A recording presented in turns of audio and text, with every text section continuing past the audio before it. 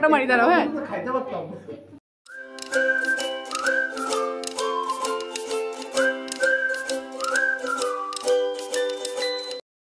Hello everyone, welcome back to Suhani Debnath মানে আমার চ্যানেলে। তো কেমন আছো তোমরা সবাই? আশা করছি খুব ভালো আছো, আর আমি খুব ভালো আছি। এখন টাইম হচ্ছে সকালে 10টা, আর এখন থেকে আমি আমার ব্লগটা স্টার্ট করছি।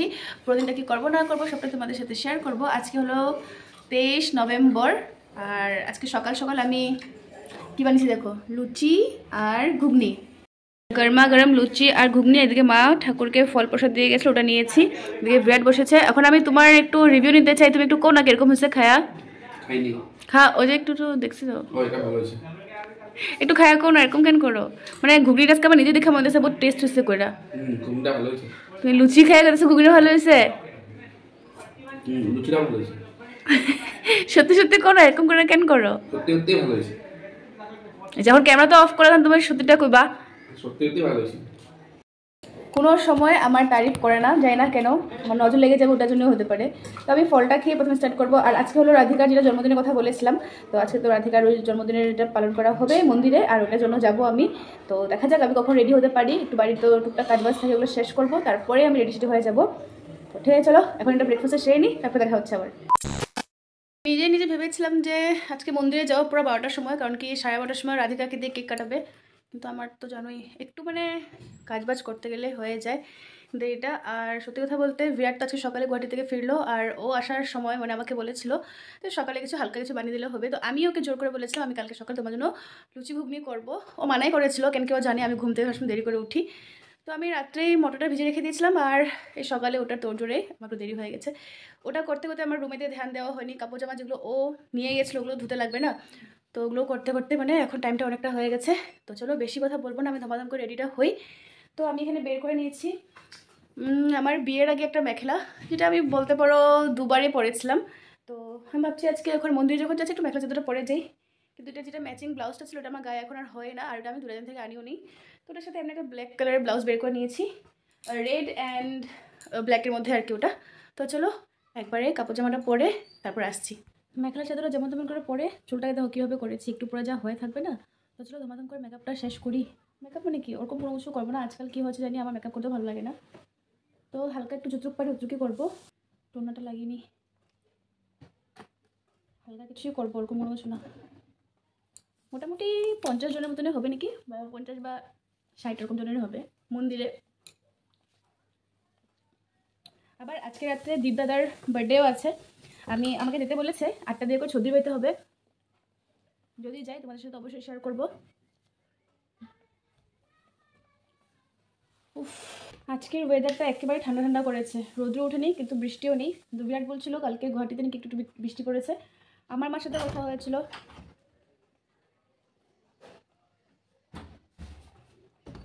এখন আসুনি। কি করছো এগুলা? মেখা চাদর হবে কি খাওয়া শিখবি না? এরকম চা গরম থাকুক, চা কফি ভিতরে স্টিলের তোটা দিয়ে তোমার মানলে কথা হবে। বকা তো খাওয়া লাগছে না। হ্যাঁ চালিয়ে আস না। সোয়াটার বোতল এটা কি প্রিমিয়াম? আজকে শুধু এতটুকুই লাগাবো, আর কোনো কিছু না। সবকে হাত দিয়েই করবো।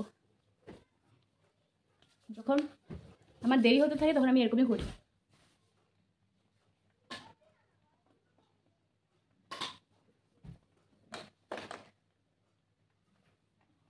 আমি যাই দেখো সব হয়ে গেছে গা। তো খুলো না এটা, পারতেছি না। আইব্রোটা করে নি।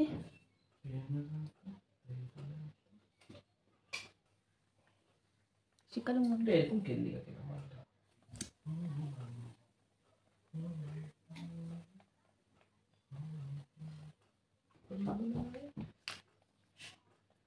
কালা লাগতেছে আমার দেখতে। আমি কালা হচ্ছি, আমি কালা হচ্ছি না একটু?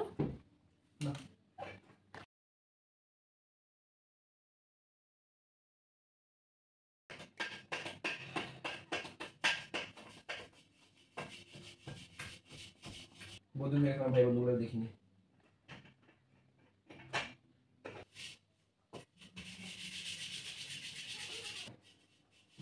কি করছো? কি কালা হচ্ছি আমি? হ্যাঁ তাহলে তো আমার লাগে গো। বাবা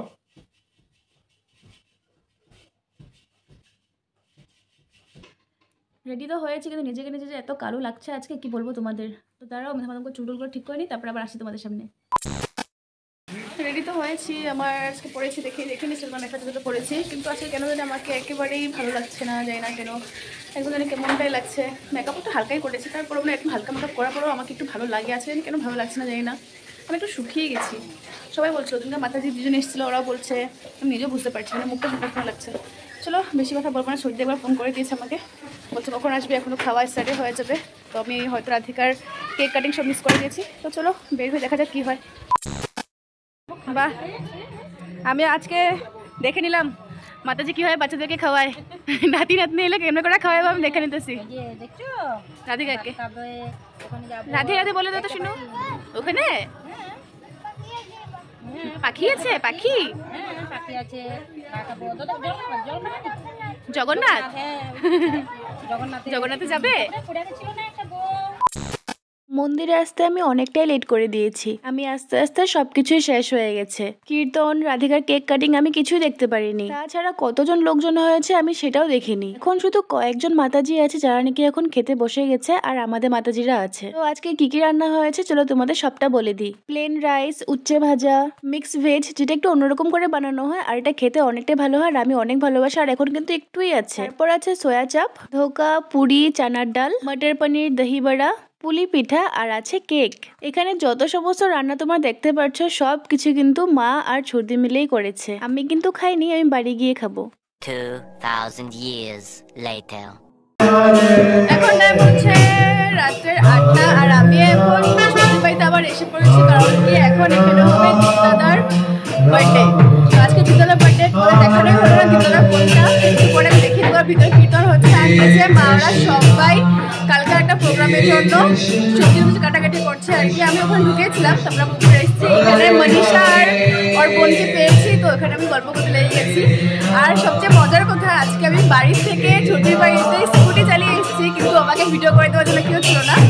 আর আমার কি ভয় লাগছিল, কারণ কি আমি অনেক দিন পর স্কুটি চালিয়েছি ওর জন্য আর কি।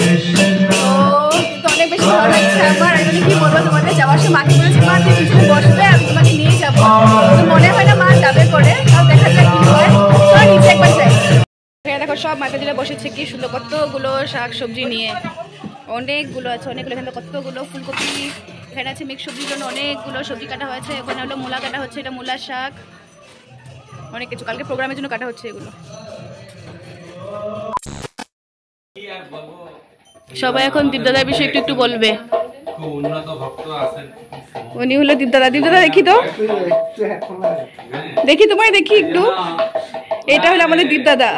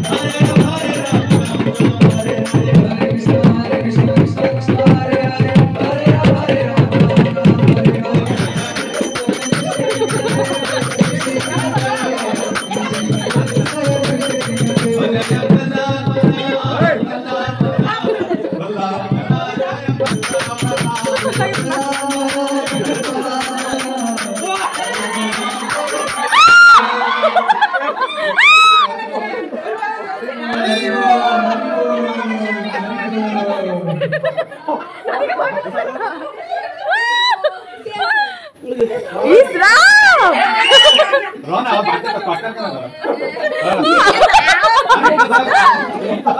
চকলেট গাছ চকলেট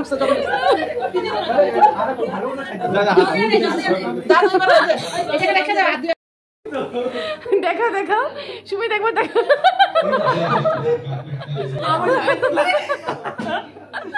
দাও একটা ফটো মারি দাঁড়াও হ্যাঁ খাইতে পারতাম একটা ফটো মারি আমারে কেন দিছো একটা ফটো মারি দাঁড়াও না আর লাগা দম আমি কইছি আরে এরকম করতেছ এরকম করতেছ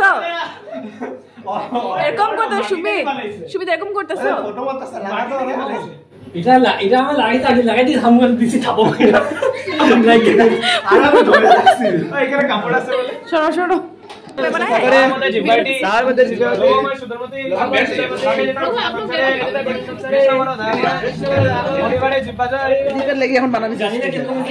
বানাইছো দিদা না হ্যাঁ